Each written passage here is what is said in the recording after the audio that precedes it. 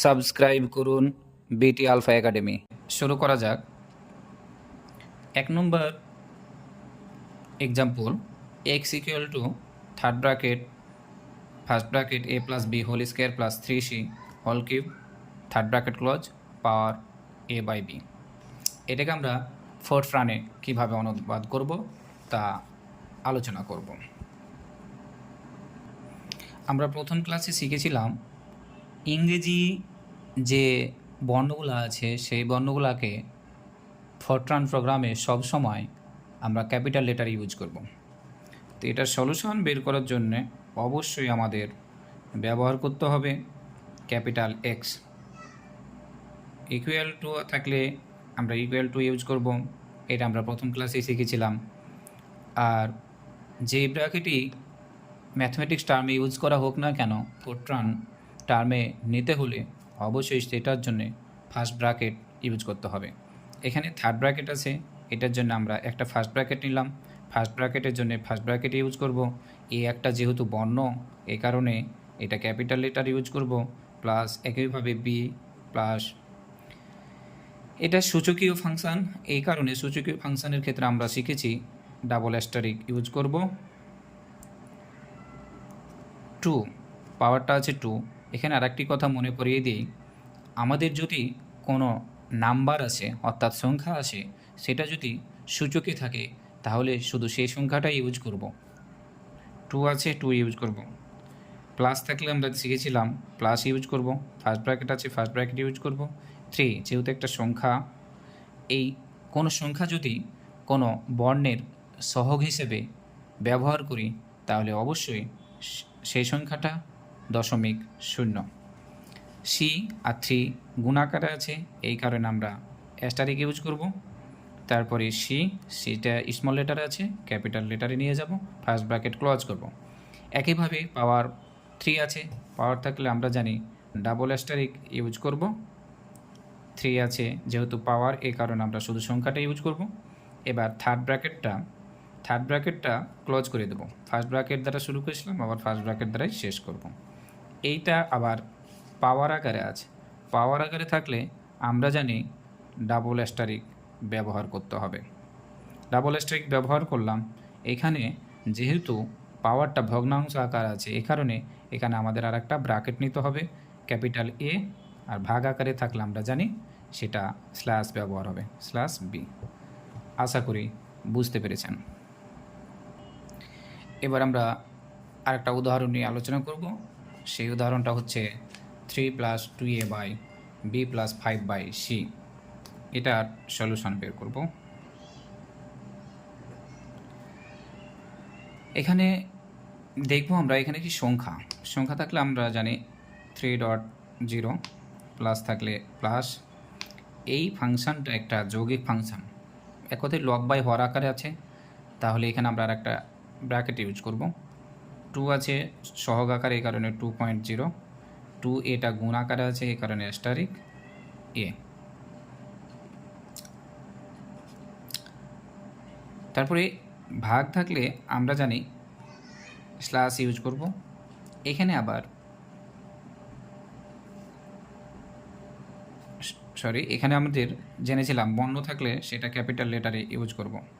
By B, যেহেতু ছোটো হাতের আছে এটা প্লাস বি দিব। প্লাস 5টা হচ্ছে একটা সংখ্যা, এই কারণে 5.0।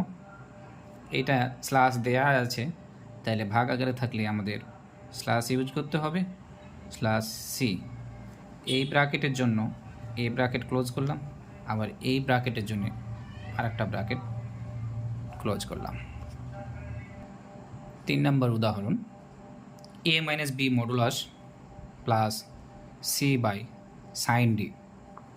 আমরা শিখেছিলাম, আমরা প্রথম ক্লাসে দেখেছিলাম মডুলাসের জন্যে আমরা অ্যাবসোলুট অর্থাৎ এ বি এস ব্যবহার করব।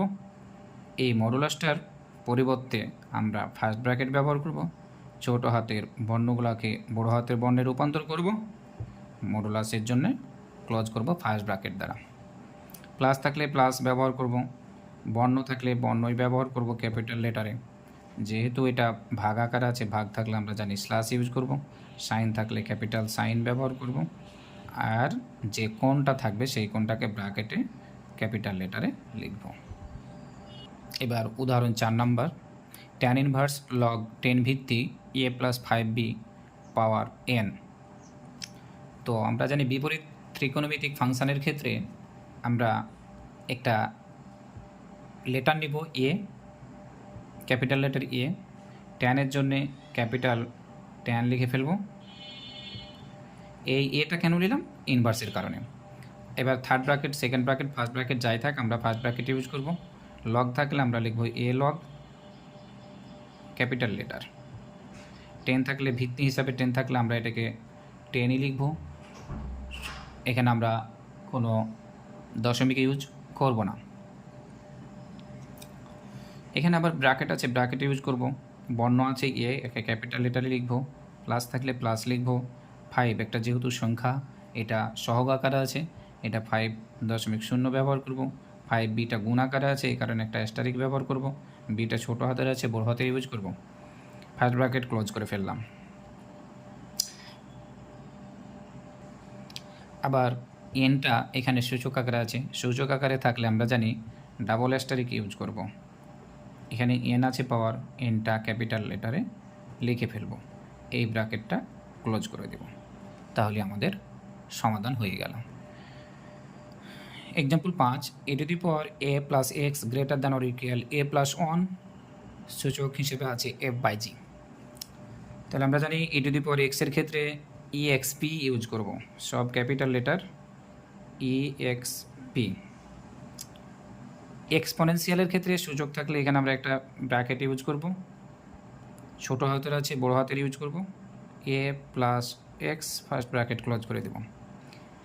এখানে গ্রেটার দ্যান অর ইকুয়াল, অর্থাৎ যদি অসমতা থাকে, গ্রেটার দ্যান থাকলে জিই লিখব, লেস দ্যান থাকলে এলই লিখব। ডট জি, জি এ গ্রেটার দ্যান, আর ইয়ে হচ্ছে equal, greater than or equal. এখানে ব্র্যাকেট আছে, ব্র্যাকেট ইউজ করব। এ স্মল লেটার আছে, ক্যাপিটাল লেটার ইউজ করব। এ প্লাস 1 যেহেতু সংখ্যা, এ কারণে 1.0 লিখব। এখানে পাওয়ার আকারে থাকলে আমরা জানি ডাবল অ্যাস্টারিক ব্যবহার করব।